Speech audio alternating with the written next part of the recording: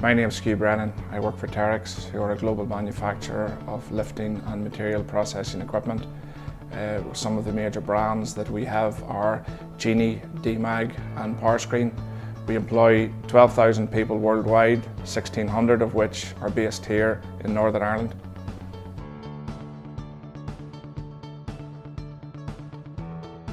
The vast majority of mobile crushing and screening equipment in the world globally is manufactured in a small area based in Tyrone, which leaves it difficult for us to attract talent.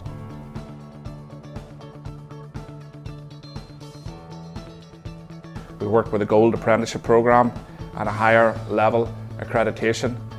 We started with developing the program with the teachers in the school so that we tailored the program to our needs.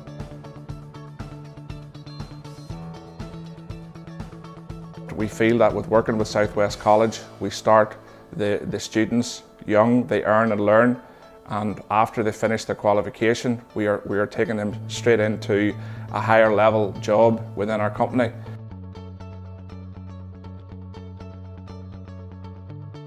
Certainly, I know that years in the past, apprenticeships were always in the forefront.